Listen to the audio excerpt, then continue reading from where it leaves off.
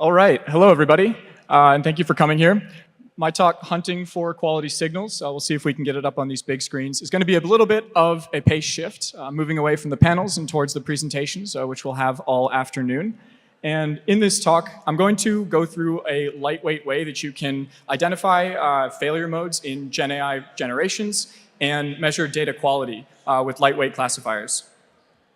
So a little bit about me. I'm the co-founder and CPO of Kolena. We're a company that's obviously focused on AI quality. And in the past 3 years since founding Kolena, I've been thinking exclusively about AI and ML quality and what that means and how you implement it across different domains and industries, different data modalities, and different task types. There's a picture of me in 2018 installing an automated threat detection system in an international airport. And I can tell you this is a product that could have used a lot more emphasis on quality. And this is quality everywhere along the process. A lot of things have changed since then, but a lot of things haven't. And one of those is that you need to focus on everything from the base layer at data quality all the way up to monitoring quality in production. We're going to learn a little bit about how to do that here. So how can I tell if a generative AI product is succeeding in the wild?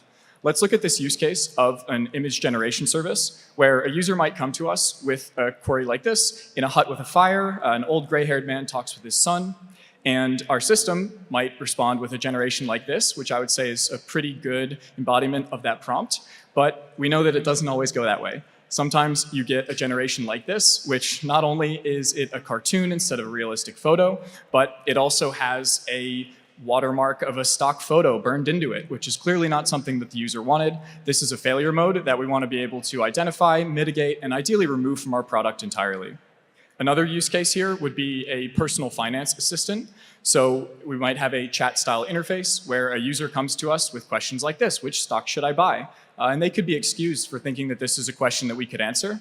If our system responds with specific stock picks, buy A, B, C, D, E, F, and X, Y, Z, this is another failure mode because we could be liable for providing bad financial advice. And what we want to do is be able to identify these failure modes such that we can stop them before we show them to our users. So the quality signal approach is a way to train lightweight classifiers to identify these sorts of failure modes and mitigate them. In this particular scenario, this image generation service, we could use quality signals to define all of these different failure modes, such as accidentally rendering a stock photo, rendering AI hands, or messed up physiology. And we could use these signals to flag, hey, this is probably a bad generation. We probably want to either regenerate it or bail out and apologize to the user because we couldn't comply with their request. Similarly, for this chat setup, we can get quality signals that are looking for all different sorts of failure modes, both adversarial usage on behalf of the user or bad generations from our model. And with this, we could flag, hey, this is probably financial advice that we don't want to be providing, and we could similarly bail out. So AI quality throughout the process requires understanding the data that is flowing through your system. This is an interesting thing with Gen AI because not only is our AI system now consuming unstructured data, but it's also producing it. And we want to focus on that data that's being produced the same way that we would the data that we're consuming. So in this talk, we're going to introduce this concept of quality signals.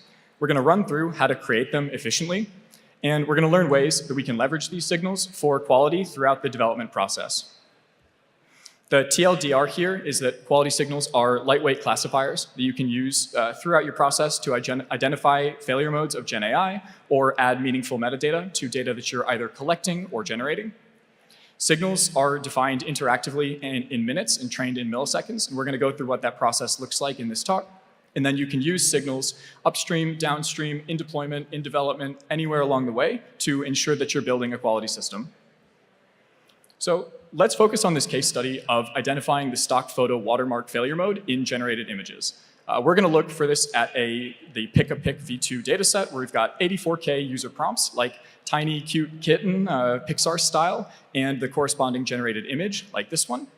And quality signals are needed in an application like this because there's a huge set of possible failure modes. We can generate an image of the wrong style. We can generate garbled physiology and limbs coming out of nowhere. We can accidentally watermark a photo. And having a way to measure these different failure modes is critical. Measuring that quality can be challenging. A recurring theme throughout today, I think, it will be that good evaluation metrics beyond general benchmarks, MMLU, are kind of challenging to get for lots of generative applications. And human evaluation, whether at the small scale, is kind of informal, and at the large scale is very slow and very expensive. Relying on human evaluation from your users in production, thumbs up or thumbs down signal, can be pretty unreliable. Users might not always provide the right signal to us, and furthermore, this deferral of quality to our users in production can be a bad thing for our application. Maybe we don't have the ability or the willingness to rely on our users to tell us if our product is succeeding or not. And then in generative AI applications, latency is often a massive concern as well. The model itself can be slow enough. It might take many seconds to produce its result, and we typically won't have the budget to introduce really expensive quality measurements that we can use for things like guardrails when we're actually running our product in production. So how can we detect failures like this automatically? Ideally, we have a function like this where we push in a new image and we say, hey, the probability that this image is watermarked, has this failure mode, is 0.99. We can use that to flag it and then take action. So we're going to look at a couple of different techniques and plot them out on this accuracy versus effort scale, where the first technique would be something like training a custom classifier, collecting a bunch of data, treating this like a normal ML problem, going through the traditional MLOps process, and expending a lot of effort to get a very accurate classifier. The next way that we could approach this is with something like zero-shot classification. You can use, for example, multimodal embeddings extracted from a clip-style model to search for things like stock photo watermark and get, for very low effort, a classifier that kind of works but is pretty low accuracy. And I want to show really quickly what that might look like. So we're here on Kolena, and I can go to natural language search and type something like stock photo watermark. And this will search through this 84K image dataset for images that are similar to this stock photo watermark search vector. And you see we've got some of these images are great. The top images do have this failure mode, definitely, and we've retrieved those well. But also the accuracy is not great. On this first page of search results, we have some images like these, which are not stock photo watermarks. They're not this failure mode. So this is a very low effort, low accuracy way for us to attack this problem. So what we're going to talk about in this talk is a few-shot learning technique, the quality signals, where for pretty much the same effort as zero-shot classification, you can get pretty much the same accuracy for something that is a properly trained and collected data process.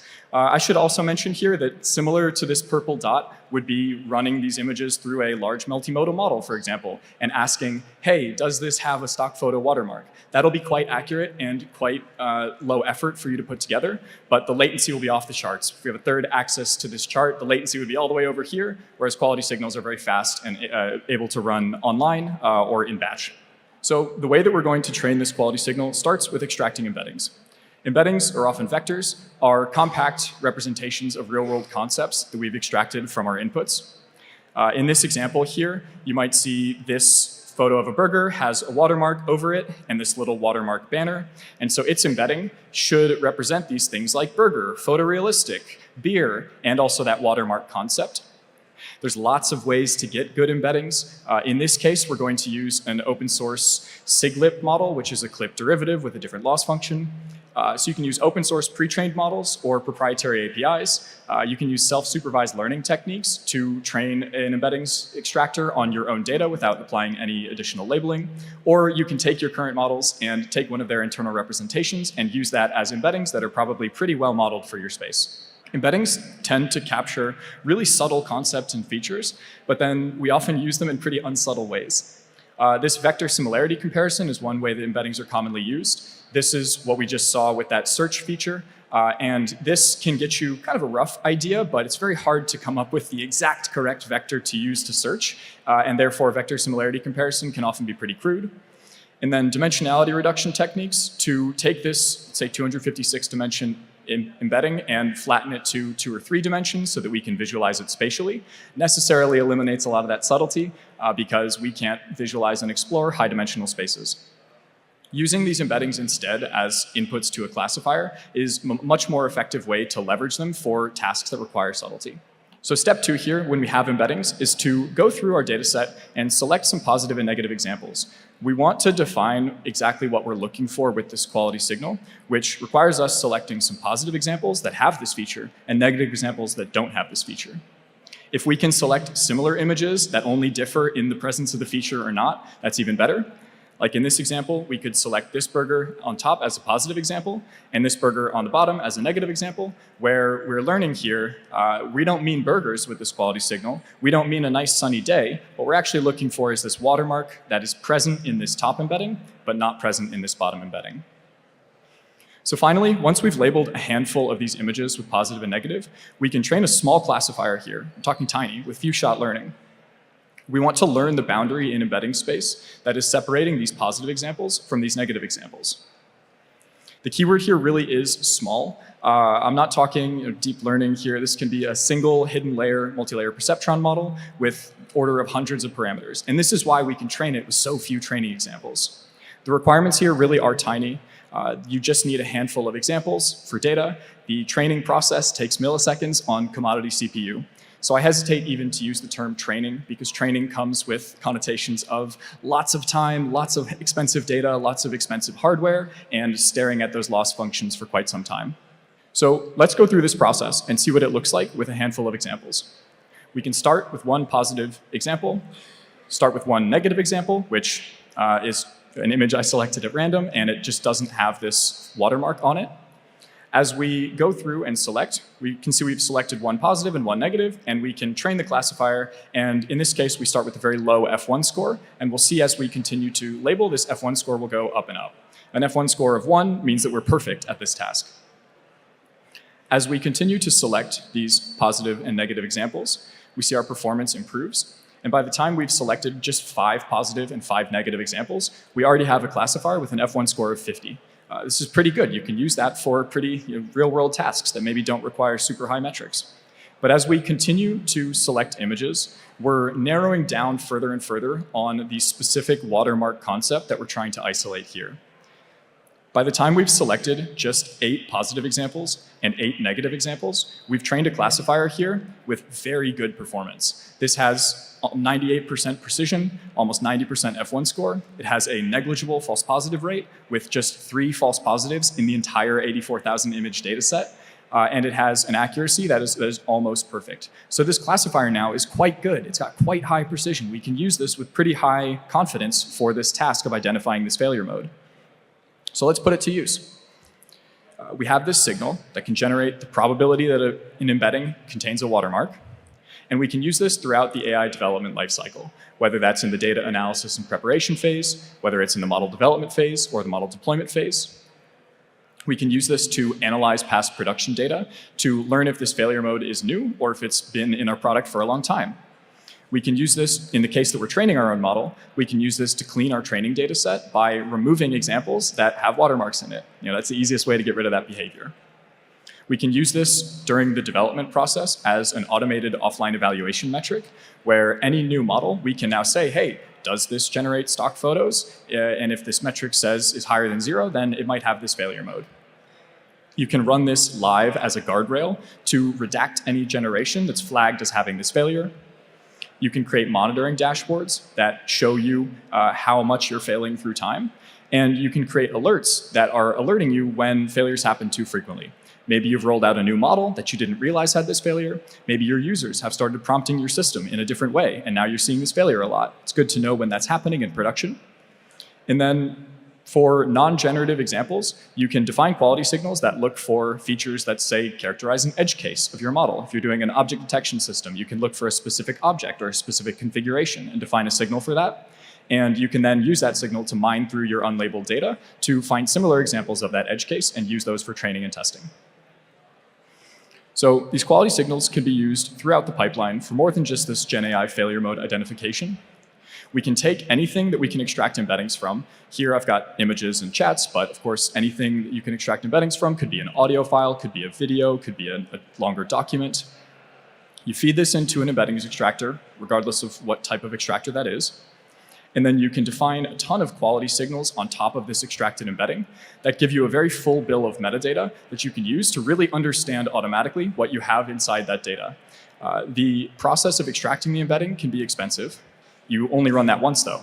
And then the process of running inference on your quality signals is very, very cheap. It's a negligible marginal cost. So you can define as many of these as you want to look for as many different things as you want and transform this unstructured data, this generated image maybe, into a bunch of different features that you can then use to understand and analyze your data set.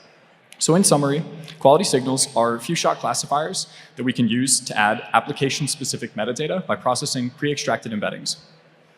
These are data-efficient and compute-efficient ways to better leverage these embeddings that we may already have. If we have a RAG system, we probably already have embeddings extracted for all of the data that we want to look at.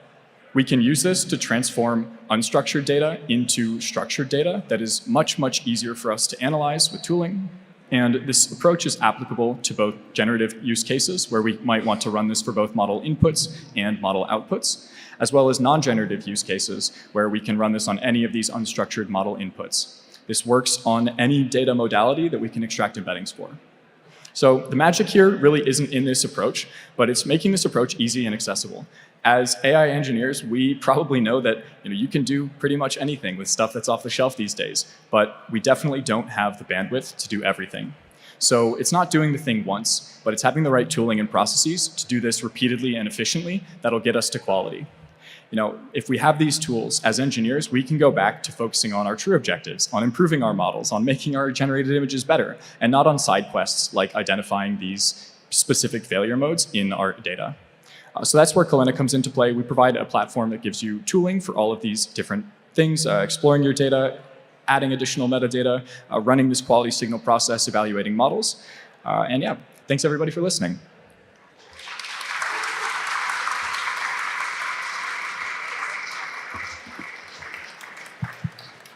Thank you, Gordon.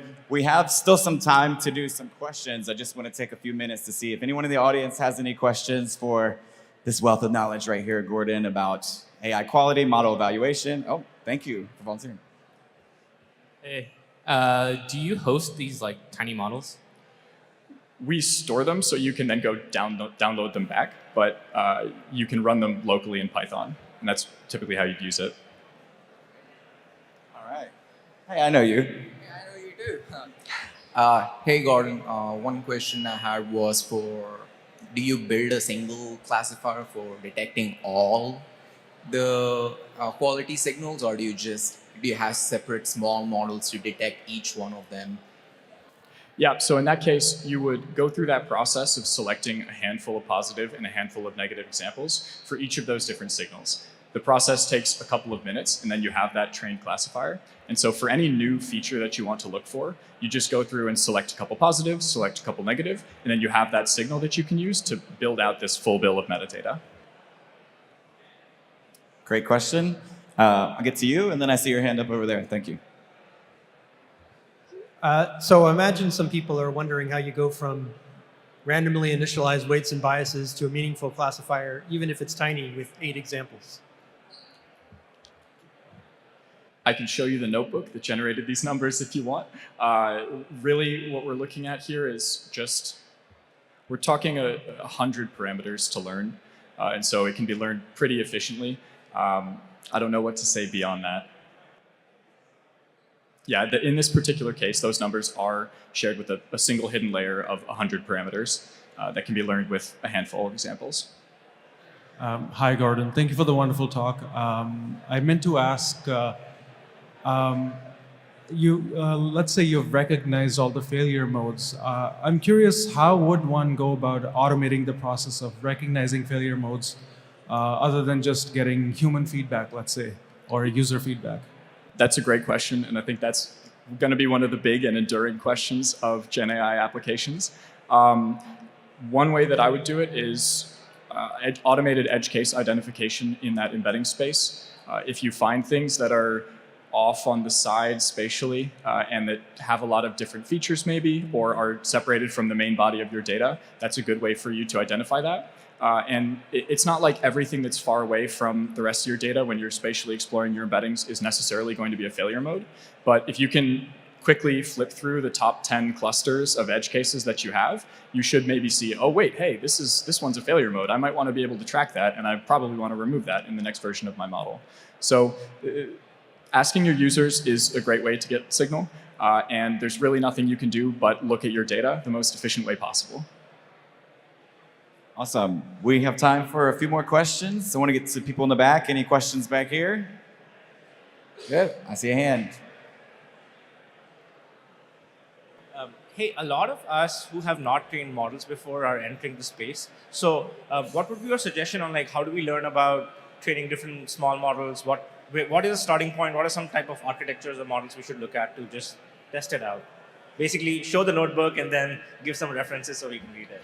For something as simple as this, scikit-learn has a lot of great different classification strategies.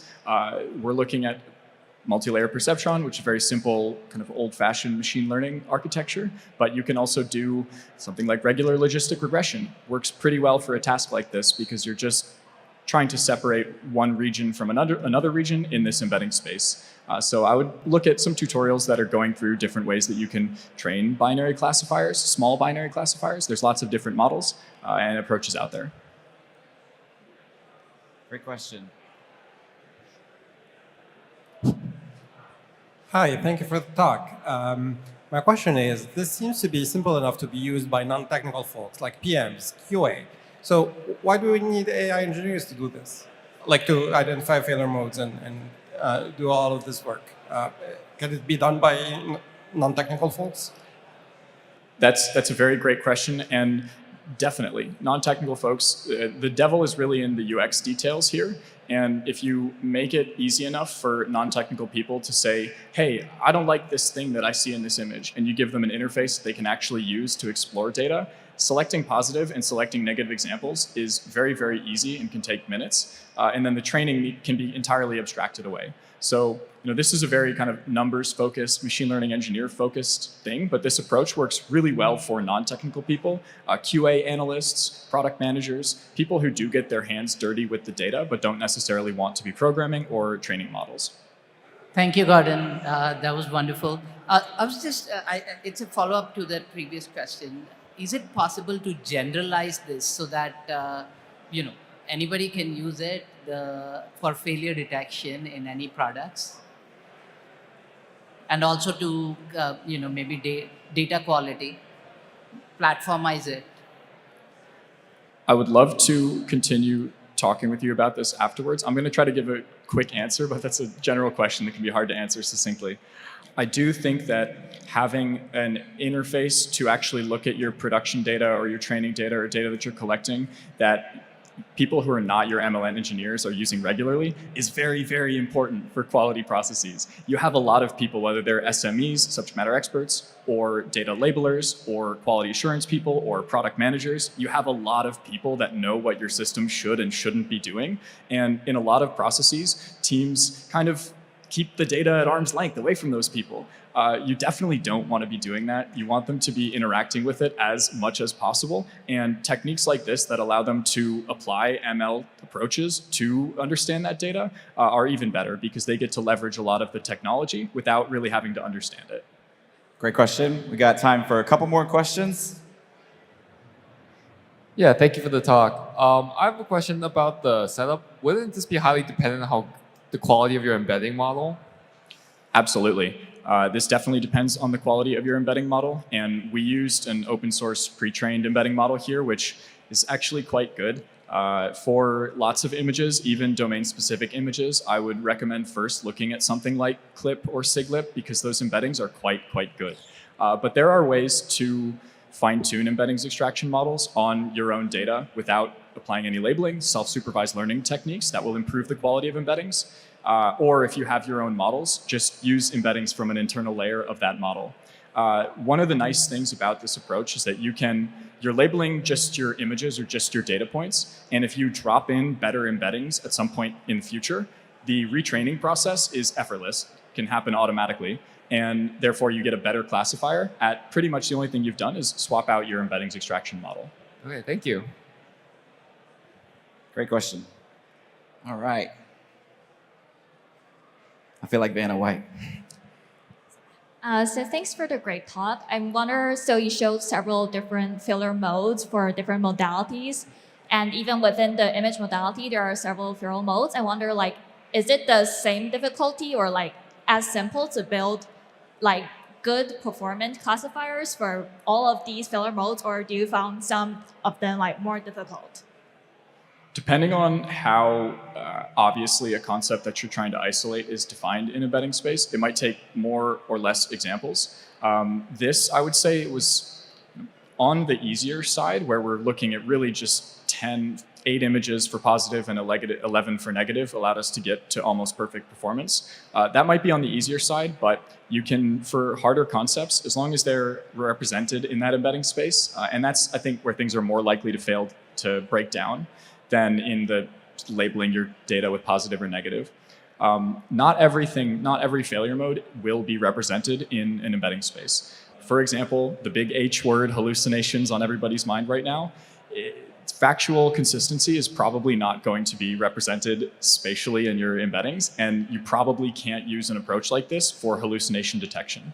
You can use it for things like style classification, whether or not you responded with the right level of verbosity, what kind of question your user's asking you, whether or not you gave some specific failure modes like financial advice or medical advice. Those sorts of things will be represented quite well in that embedding space likely. But things like factual consistency, did Dumbo the elephant swim across the English Channel? Your embedding is probably not going to encode the answer to that question. Great question. We have time for one more question before our next speaker. Any more questions? Oh, you're gonna make me walk for it. I'm coming. Wow, I did a bad job here. I was planning to talk and leave no time for questions. Hey, great conversation. How does this fit into data governance processes at a large enterprise? Like, how are you thinking about bringing that into that process? So governance can be a really multifaceted problem. I think having the ability to take large amounts of unstructured data, like a lot of images or documents that you're collecting, and extract features like this that say, hey, this is this kind of document, or they're asking these kinds of questions, or we responded with this tone, or this contained a lot of this particular failure mode. Extracting these kinds of signals in aggregate on data, and that means having some efficient way to define them and extract them, can give you a lot of additional signal that helps you govern your data because you know what your data is a lot more.